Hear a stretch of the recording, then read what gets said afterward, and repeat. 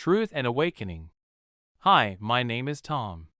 It had been 15 years since Sheila walked out of my life, leaving behind the fragments of a marriage I had once believed in. The years had dulled the sharp edges of pain, but the memories lingered in the corners of my mind like shadows, stubborn and relentless. I had built a modest life for myself, small and quiet, but it was mine, and it was peaceful. I had learned that peace wasn't given. It was earned through resilience, through the daily effort to move forward despite the betrayals and losses that life had thrust upon me. When Sheila's sudden reappearance came in the form of a phone call, it shattered the calm I had maintained with the precision of a storm. The number was unfamiliar, yet it carried a resonance, a faint echo of the past I had long worked to bury. My first instinct was to ignore it, but curiosity, that persistent and stubborn curiosity, pushed me to answer. When I did, her voice reached me, soft and trembling, carrying with it the weight of everything I had tried to forget. The flood of memories was instantaneous and overwhelming. Her affair, the way she had abandoned me, the smugness of the man she had chosen over our shared life, it all returned in vivid clarity, like a wound reopened after years of careful healing. I had imagined myself immune to the past, convinced that 15 years had washed away the sting, but the sound of her voice proved otherwise. It was a cruel reminder that time did not erase memory. It only sharpened it, carving deeper channels in the mind where resentment and grief could gather. Despite my initial hesitation, I allowed myself to listen as she spoke, revealing, with trembling precision, a story that twisted the knife deeper. Gary, the man whose presence had haunted my imagination for years, was dead. His death brought revelations I hadn't anticipated, a confession that dismantled the narrative I had built around my own sense of betrayal. Sheila presented me with evidence, DNA test results that implicated truths I had never expected to confront. And then the revelation came, the one that hit me like a blow to the chest. The child she had claimed was Gary's was actually mine. The implications were staggering. 15 years of silence, of assumed loss, of imagined impotence in the face of betrayal, suddenly collided with reality in a way that left my mind reeling. I was confronted with the existence of a daughter I had never known, a life I had never touched, and a mother who had lied about everything for reasons she claimed were fear and confusion. The complexity of emotions was overwhelming: anger, betrayal, disbelief, and a faint flicker of hope that, despite everything, a connection might still be forged. As I sat in the quiet of my apartment that night, the city humming softly beyond the windows, I felt the weight of choice pressing down on me. I could retreat into the safe cocoon of isolation I had cultivated over 15 years, or I could step into a world filled with uncertainty, with the chance of meeting the daughter I had never known. For the first time in years, the thought of moving forward required bravery, not just survival. I realized then that the story of my life wasn't finished, not yet. There were chapters one hadn't lived, experiences I hadn't felt, and relationships I hadn't built. And though it terrified me, it also sparked something deep within me, a sense of purpose, a quiet determination to reclaim what had been taken from me by lies and deceit. By the time the first light of dawn filtered through the blinds, I had made a decision. I would meet her, my daughter, not because I owed anything to Sheila, but because she deserved to know the truth and because I, despite everything, still carried within me the capacity for love and connection. I wasn't sure what awaited me, or whether this new chapter would bring healing or further pain, but I knew I couldn't ignore it. This was my life, my daughter, and my choice to make. This phone call from Sheila marks a pivotal disruption in Tom's carefully constructed solitude, forcing him to confront unresolved emotions from his past betrayal. The revelation about Emily's paternity challenges Tom's self-narrative of victimhood and loss, introducing a complex mix of hope and resentment that propels him toward potential growth. Ultimately, this event underscores the theme of resilience, as Tom chooses engagement over avoidance, setting the stage for emotional reclamation. The day I decided to meet Emily, my daughter, was the day I realized that my carefully constructed life of solitude and safety could no longer contain me. The quiet routine I had clung to for years, the same morning coffee, the same walks through the neighborhood, the same evenings spent alone with a book or a drink, suddenly felt inadequate. The weight of the past 15 years pressed down in a new way, forcing me to confront the complexity of emotions I had buried. There was anticipation, yes, but also fear. I didn't know who Emily was, how she would react, or if she would even accept me into her life. And yet, there was no turning back. This was not about Sheila or the past. It was about her, the daughter I had never known, but had always existed in some shadow of my mind. Arriving at the park early, I chose a bench with a clear view of the entrance, my heart thrumming with anxiety. Time seemed to stretch as I waited, each minute a reminder of the uncertainty I was stepping into. Sheila arrived first, pale and nervous, carrying herself with a fragility I had not seen before. It struck me then how much aging, illness, and guilt could weigh a person down. She wasn't the woman I had loved. She was someone diminished, yet desperate, someone trying to undo years of damage in a moment. I realized, bitterly, that I no longer held any illusions about her. She was fallible, and she had betrayed not only me but our child, and now she came to me with a request for guidance, for reconciliation, for understanding.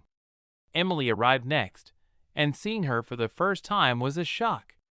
She was older than I expected, 14, with bright blue eyes and a cautious demeanor that spoke volumes about the years she had spent waiting for answers she didn't receive. The resemblance to myself was subtle but undeniable. The curve of her chin, the set of her shoulders, the quiet intelligence reflected in her gaze. There was a mix of curiosity and fear in her expression, as though she had prepared herself for disappointment. She didn't know me, but somehow she already knew enough to hesitate, to measure every movement and every word before committing to trust. I felt a surge of emotion I hadn't anticipated: protectiveness, love, and a profound sense of responsibility. Sitting beside her on that bench, I wrestled with the enormity of the moment. 15 years of absence, of imagined loss, could not be erased in a single encounter. I felt the weight of guilt pressing against my chest, a physical ache born from years of assumptions, lies, and missed opportunities. Yet there was also a strange liberation in being here, in finally confronting the reality that I had been denied, the life that had been hidden from me. I realized that resilience was not just about enduring pain, it was about facing it, about stepping into moments of vulnerability and uncertainty with a willingness to survive, to love, and to reclaim agency over the parts of life that had been stolen. Sheila lingered quietly, giving Emily space, her presence a mixture of anxiety and hope. I noted how her eyes darted nervously, how her hands trembled slightly, and how every inch of her posture communicated both fear and apology. She had asked me to guide Emily, to prepare her, but I could only stand at the edge of the situation, aware that the healing Emily needed was not for me to control. My role was clear: honesty, presence, and support, without intrusion. I realized that this was the first true test of my strength, not in resisting her lies, but in maintaining my integrity while helping Emily navigate the consequences of those lies. We spent hours in that park, walking along the paths and talking in tentative steps. I shared fragments of my life, careful not to overwhelm her, but determined to offer context for the man she had never known. I did not speak of resentment or betrayal. Instead, I focused on truth, on clarity, on the things she needed to understand about who I was and why I had been absent. Emily listened intently, her blue eyes wide and absorbing, and I felt the slow thaw of barriers that had been built over years of misinformation and silence. For the first time, I felt the possibility of connection, the fragile glimmer of a bond that could survive the mistakes of the past. Returning home that evening, The exhaustion was physical and mental. The conversation had been raw, emotional, and unexpectedly taxing. Yet beneath the fatigue, there was a strange exhilaration. I had faced what I had feared, navigated the uncertainty of a first encounter, and survived it without succumbing to anger or despair. I realized then that my resilience had matured, not the stubborn endurance of solitude, but a deliberate, conscious engagement with life's complexities. I had taken the first step in reclaiming my role as a father, and in doing so, I had also reclaimed a piece of myself that had been dormant, hidden under years of betrayal and grief. That night, lying awake, I reflected on Sheila's role in this moment. She had caused immeasurable pain, yet her presence had catalyzed my journey toward clarity and freedom. I understood that anger and resentment were no longer tools for survival. They were chains I no longer needed to bear. The past would always be part of me, but it no longer dictated my future. I felt an unfamiliar sense of power, a confidence born from the knowledge that I could navigate even the most treacherous of emotional landscapes and emerge intact. Emily's existence was no longer a source of frustration or loss. It was a challenge and a gift, an opportunity to cultivate connection on my terms, with honesty and integrity guiding every step. The first meeting with Emily represents a critical turning point where Tom transitions from passive reflection to active participation in rebuilding his family, highlighting his evolving resilience. This encounter evokes a surge of paternal emotions, underscoring the theme of unexpected hope amid betrayal, as Tom begins to forge a bond based on honesty rather than illusion. It also illustrates Tom's psychological growth, as he consciously separates his role from Sheila's influence, prioritizing Emily's needs and his own integrity. As I prepared for the coming days, for the next meetings with Emily, I felt a burgeoning sense of liberation. Sheila's lies, her past betrayals, and even the years of isolation I had endured could not diminish the autonomy I now claimed over my own life. I understood that strength was not just physical or mental endurance, but the conscious choice to embrace truth, to act with clarity, and to refuse to be defined by the errors of others. For the first time in 15 years, I felt unshackled, confident in my capacity to navigate whatever lay ahead, and determined to protect Emily, not out of obligation, but out of an authentic desire to foster a relationship built on truth and respect. The days after meeting Emily for the first time were a strange mixture of exhilaration and exhaustion. I kept replaying every word, every expression, every hesitation, every question she asked. Her presence had stirred emotions I hadn't felt in years: protectiveness, affection, and a sense of responsibility that was both terrifying and exhilarating. I was navigating unfamiliar territory, tasked with becoming a father to a child I had never met, a child who had grown up without me but had somehow found her way into my life. Each moment with her was a reminder of the years lost, but also an opportunity to reclaim what had been denied. I knew I had to tread carefully. There was no room for mistakes or dishonesty. Emily deserved the truth, unfiltered and complete, even if it was uncomfortable or painful. Sheila, meanwhile, was an ever-present reminder of the past. Her illness loomed over her like a shadow, a constant reminder that time was finite and every decision carried weight. I had no sympathy for her mistakes, not the betrayal, not the lies, but I could not ignore the urgency in her eyes. She had created a web of deception, and now she was forced to watch the consequences unfold before her. Emily's guardedness was a testament to that.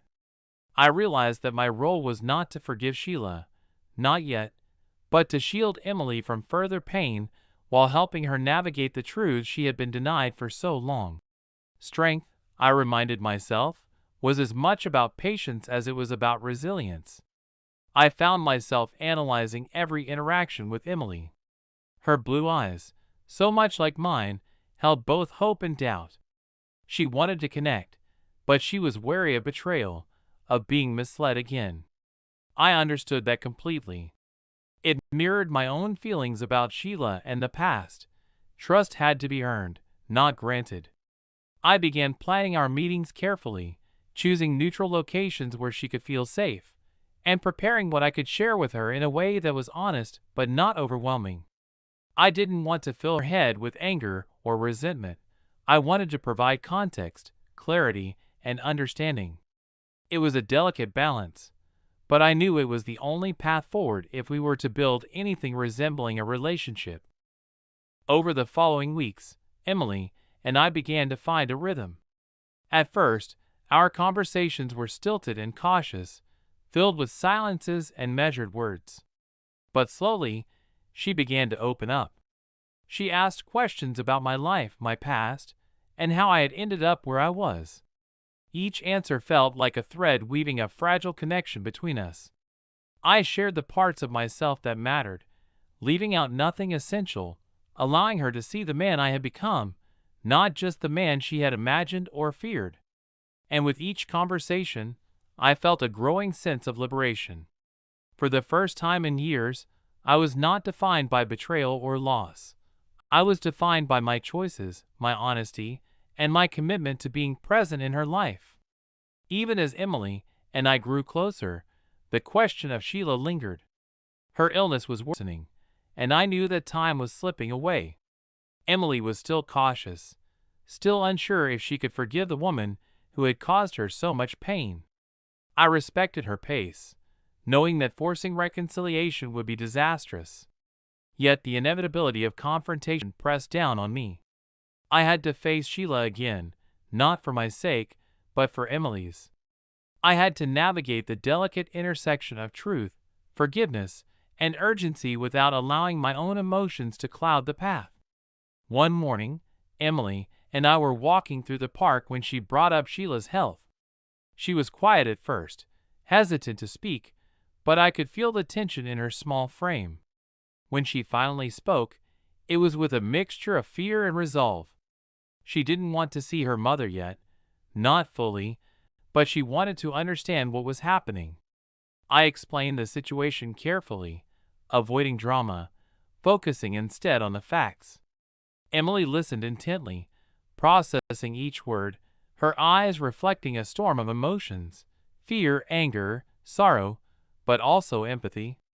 I could see her struggle to reconcile the woman she had been told to distrust with the reality of illness and mortality. The weight of responsibility pressed on me more heavily than I expected. I realized that my role was evolving, not just as a father to Emily, but as a mediator between past and present, truth and consequence. I had to embody clarity and resilience, not only for her, but for myself. My anger toward Sheila had to be tempered by patience and strategy. My desire for revenge had to yield to understanding and support. This was a psychological challenge unlike any I had faced before, testing the limits of my emotional endurance and my capacity for empathy. Each day was a lesson in self-control, perspective, and strength. The ongoing meetings with Emily highlight Tom's deliberate efforts to build trust through consistency and honesty, marking his shift from isolation to relational engagement. This period reveals Emily's internal conflict with betrayal, mirroring Tom's past experiences and emphasizing the intergenerational impact of Sheila's lies. Tom's role as a mediator demonstrates his matured resilience, allowing him to facilitate healing without compromising his emotional boundaries. Then came the day Emily decided she wanted to meet Sheila. It was a small victory, but it was also a test. I prepared mentally, knowing that my presence would be critical in keeping the meeting constructive. The morning of the meeting, I felt a mixture of dread and determination. I understood that Sheila's past actions could not be erased, but I also knew that Emily's healing required careful guidance. When we arrived at Sheila's modest home, I noticed the frailty that illness had imposed upon her. The woman who had once caused so much pain now stood vulnerable, a stark contrast to the forceful, selfish figure I remembered. This juxtaposition forced me to confront my own emotions, anger, pity, and the strange relief of knowing I had survived her influence unscathed. The encounter was tense. Emily's words were measured, her emotions contained but visible. Sheila apologized, her voice breaking, her body language trembling with both fear and regret. I maintained my composure, focusing on providing stability for Emily. It was crucial that she understood this was her space, her moment, not Sheila's. The reconciliation, if it was to happen, had to be led by Emily, guided by honesty and patience. I felt a strange sense of liberation in observing the dynamics from a place of emotional control. The past had no power over me. I was not a victim of her betrayal, only a participant in the reconstruction of truth. After the meeting, Emily and I walked home together. She was quiet at first, lost in thought, but eventually she spoke. She acknowledged her anger, her frustration, and her confusion, but she also expressed a desire to continue building a relationship with both Sheila and me on her terms. I felt a sense of pride, a confirmation that my commitment to honesty, patience, and resilience was having an impact. This wasn't about erasing the past or forgiving blindly. It was about providing a foundation for a future built on clarity, trust, and deliberate choice. That night, I reflected on everything that had transpired. I realized that I had grown in ways I hadn't anticipated. I had confronted betrayal, navigated the complexities of an unknown child, and managed the fragile emotions of two women whose lives intersected with mine in extraordinary ways. Most importantly, I had done so without losing myself, without allowing the past to define my identity or my emotional state. The journey with Emily had taught me that strength was not the absence of pain, but the mastery of it. Freedom was not the escape from consequence, but the conscious decision to act with clarity and integrity. As I lay in bed that night, I understood something profound. Sheila would face the consequences of her actions, as she always would, but I would not be bound by her past mistakes. Emily's presence in my life was a reminder of resilience, of the power to reclaim agency, and of the capacity for connection even after years of absence. I felt a sense of liberation I hadn't known in decades, a freedom rooted not in forgetting, but in understanding, not in vengeance, but in self-possession. For the first time in 15 years, I felt emotionally unharmed, confident in my choices, and resolute in my commitment to live fully and authentically, unshackled by betrayal. The weeks following Emily's tentative reconciliation with Sheila were a study in contrasts. Moments of fragile connection interspersed with reminders of betrayal's lingering weight. Each visit with Emily felt like a lesson in patience, understanding, and the careful calibration of emotional energy.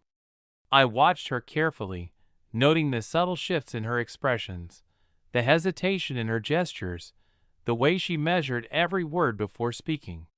She was learning, just as I was, to navigate the complicated terrain of family rebuilt from ruins. Each step forward was earned, no shortcuts allowed.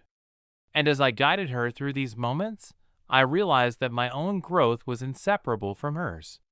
I had to remain steady, emotionally present, and resilient, not for Sheila, not for anyone else, but for myself and for Emily.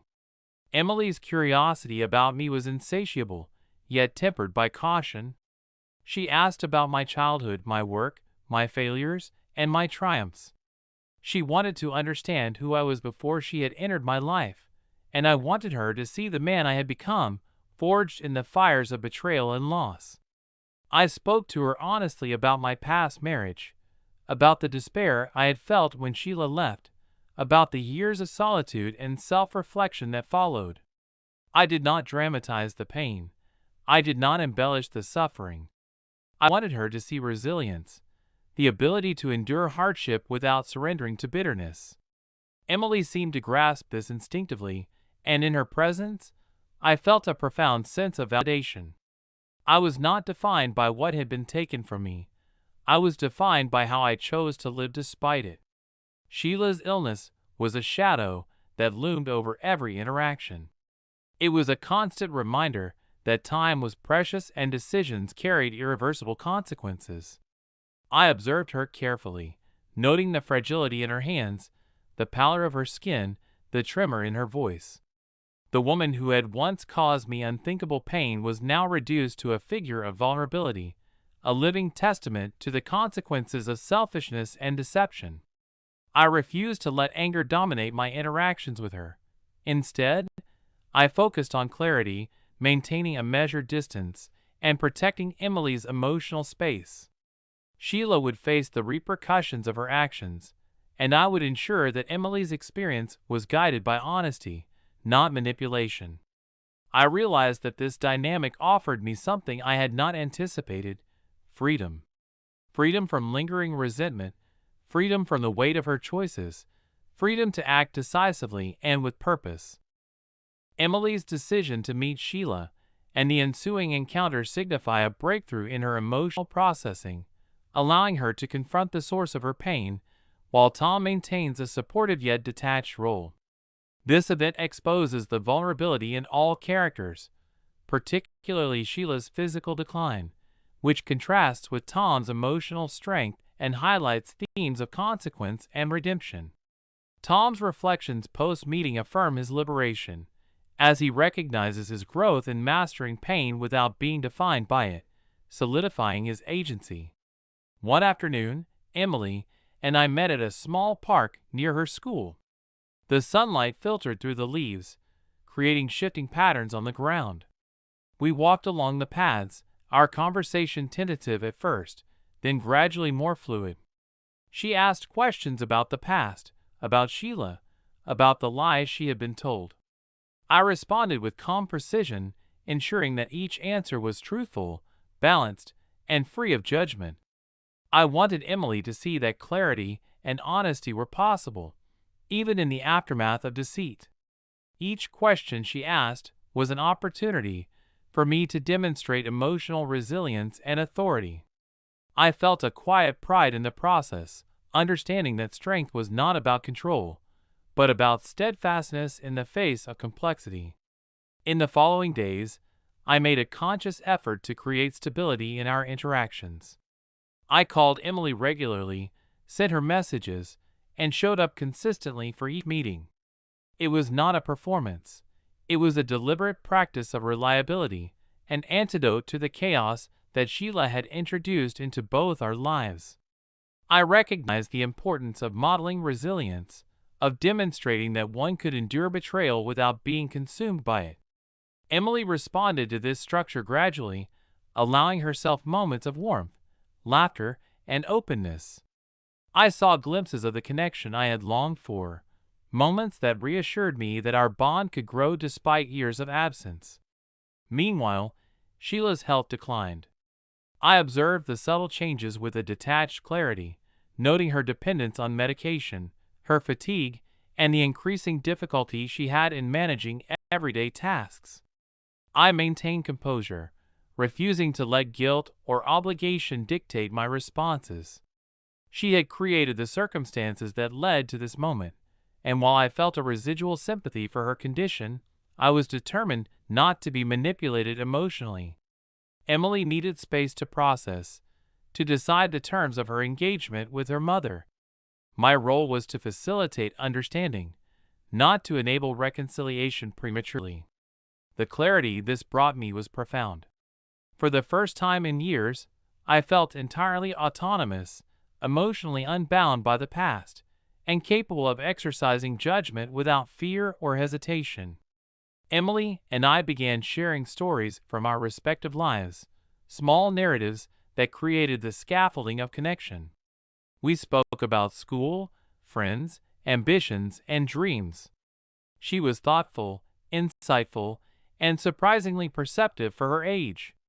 Her curiosity was tempered by caution, but it was clear that she was building a picture of me as someone trustworthy, someone present, someone capable of supporting her. I responded with patience, framing my responses to reinforce consistency, honesty, and emotional reliability. Each interaction became a deliberate step in establishing trust, and with every step, I felt an increasing sense of liberation. I was not just teaching Emily about resilience, I was living it. The psychological journey I was undergoing was subtle but significant. I realized that my past trauma, Sheila's betrayal, the lies, the years of absence, no longer dictated my emotional state. I had confronted each memory, analyzed each grievance, and made a conscious choice to focus on the present and future.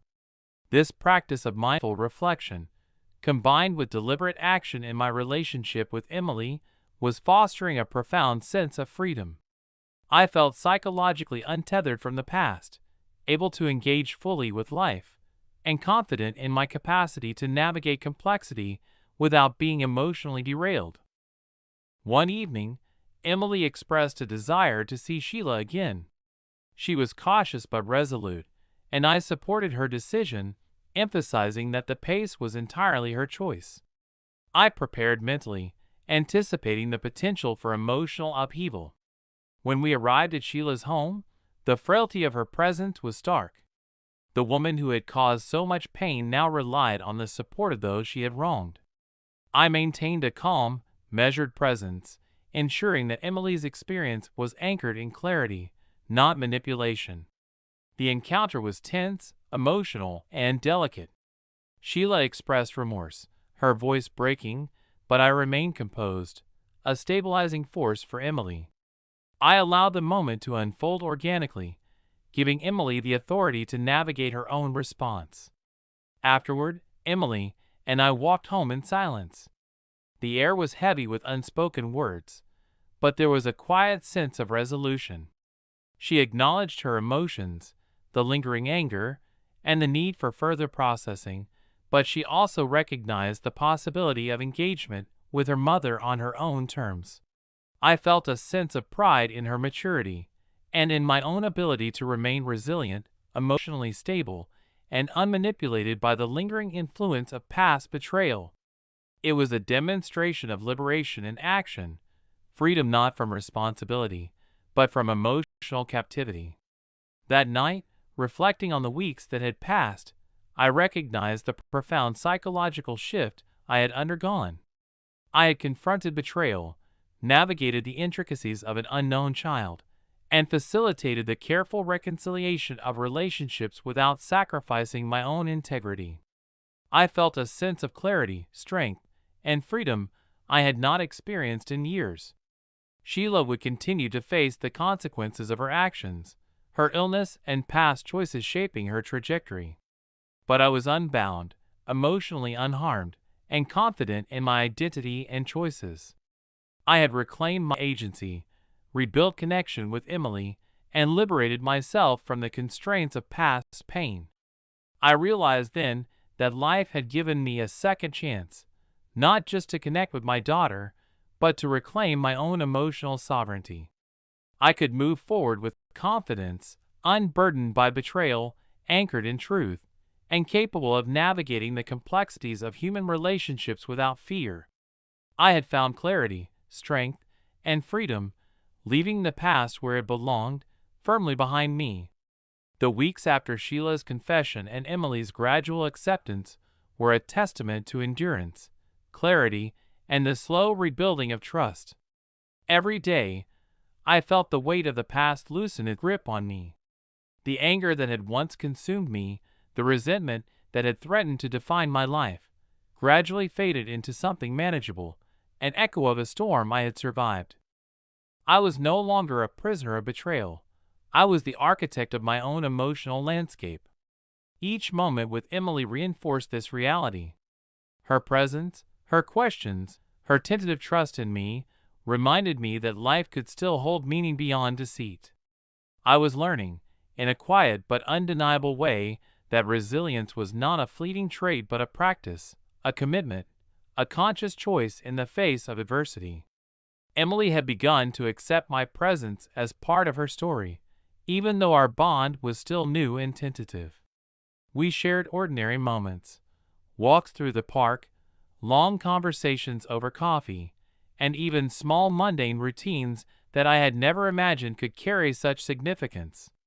I observed her carefully, mindful of the delicate balance between guidance and autonomy. She was forming her own understanding of who I was, and I wanted that understanding to be rooted in truth, reliability, and consistency. I took care not to rush her, not to manipulate her emotions, and not to impose expectations. Each small victory, a smile, a question, a gesture of trust, felt monumental. It was proof that the past could be acknowledged without allowing it to dictate the present or future.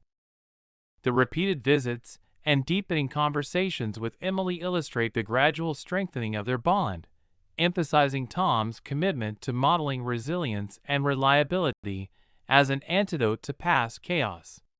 This phase shows Emily's emerging trust, reflecting her own growth in processing betrayal, while Tom's detachment from Sheila's decline reinforces his theme of emotional autonomy. Overall, it highlights how consistent presence can transform tentative connections into meaningful relationships, freeing Tom from the isolation of his past.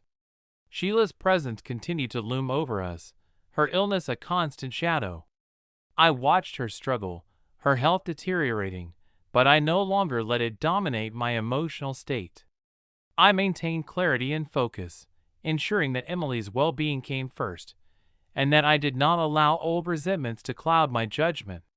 Sheila's choices had consequences, and those consequences were now visible in the fragility of her body and the regret in her eyes. I felt compassion, but it was tempered by a firm understanding that I would not sacrifice my emotional freedom or Emily's stability to accommodate her guilt. I realized that liberation meant not only surviving betrayal, but refusing to let it control my life. I could empathize without surrendering my boundaries. As Emily grew more comfortable with our interactions, I found myself reflecting on my own transformation. The years of solitude, heartbreak, and disillusionment had not been wasted. They had forged a resilience I could now recognize and rely upon. I understood that strength was not the absence of pain, but the ability to navigate pain without being consumed by it. I had endured the loss of trust, the shattering of my marriage, and the illusion of a life I thought I knew. And yet, here I was, emotionally whole, unmanipulated, and capable of engaging with the world on my own terms. Emily's trust, tentative though it was, had become both a responsibility and a testament to my own capacity to move forward. One afternoon, Emily suggested we visit a place that had been important to me in my youth. I agreed, seeing it as an opportunity for her to understand a part of my story, and for me to continue modeling honesty and resilience. As we walked, I shared memories of my childhood, my struggles, and the moments that had shaped me into the person I had become. I emphasized the lessons learned, the importance of integrity, and the value of emotional independence. Emily listened carefully, absorbing not only my words, but the tone, the composure, the confidence I now carried.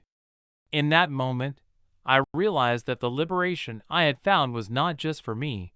It was a gift I could pass on, a living example of how one could endure betrayal, face the consequences of others' actions, and still emerge unbroken. Sheila's decline continued, but my perspective had shifted. I recognized that her suffering was the natural result of choices she had made, and while I offered support for Emily's sake, I no longer carried the weight of her guilt. She had lied, deceived, and abandoned trust, and those actions had consequences she could not escape.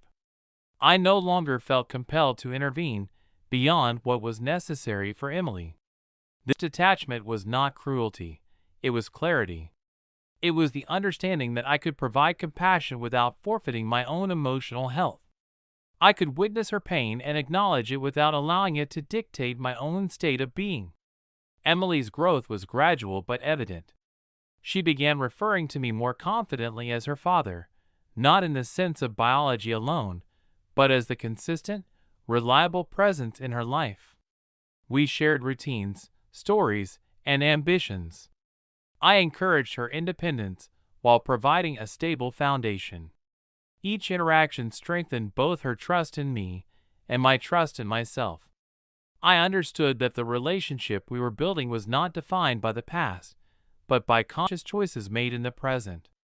And in that space, I found an unexpected liberation, a freedom to define my life, my emotions, and my responsibilities without the shadow of betrayal. In the final weeks, as Sheila's health deteriorated, I observed the culmination of the consequences of her actions. Her fear, regret, and vulnerability were inescapable, but they were no longer my burden to carry. Emily, now more grounded and informed, navigated her own responses to her mother's condition. I remained a stabilizing presence, a guide, but not a rescuer of emotions that were not mine to manage. The distinction was empowering. I realized that liberation was the ability to engage fully with life while remaining unattached to the manipulations and mistakes of others. I had learned to separate responsibility from ownership of emotional consequences, and in doing so, I discovered a profound sense of freedom. By the time the season changed and the air grew crisp with autumn, I had reached a state of emotional equilibrium I had never thought possible. Emily and I shared a bond that was resilient, built on trust, honesty, and shared experience rather than illusion. Sheila faced the consequences of her choices, experiencing the weight of her own actions and her illness without my interference beyond what Emily required. And I, for the first time in years, felt untethered from the past, confident in my ability to navigate the future, and liberated from the chains of betrayal and resentment. I had found clarity in my priorities, strength in my choices, and freedom in the knowledge that I was emotionally unharmed and capable of embracing life on my own terms. Life, I realized, did not always offer second chances, and when it did, it required resilience, honesty, and courage to make the most of them. I had endured heartbreak, deception, and loss, yet emerged unbroken, unmanipulated, and unafraid. My liberation was complete. I had rebuilt my connection with Emily, established boundaries with Sheila, and reclaimed my own psychological and emotional sovereignty. The past belonged to Sheila and her choices. The future belonged to me, anchored in clarity, strength, and freedom. I walked forward with confidence, leaving betrayal behind, fully aware that I was capable of facing whatever life held next, unshaken and unbound, and finally fully free. Emily's suggestion to visit a significant place from Tom's youth symbolizes the deepening of their relationship, allowing Tom to share his personal history and reinforce themes of integrity and emotional independence. This event further cements Tom's transformation, as he passes on his lessons of resilience to Emily, viewing it as a generational gift of liberation from past traumas. It also contrasts with Sheila's ongoing decline, emphasizing Tom's clarity in maintaining boundaries, while offering compassion without emotional entanglement. The story chronicles Tom's journey from betrayal-induced isolation to emotional liberation through the unexpected reunion with his daughter Emily and confrontation with his ex-wife Sheila's deceptions. Central themes of resilience, honesty, and agency are woven throughout, illustrating how Tom reclaims his narrative by prioritizing truth and boundaries over resentment. Ultimately, the narrative portrays redemption not as forgiveness of others, but as self-empowerment, culminating in Tom's profound sense of freedom and readiness for a future unburdened by the past.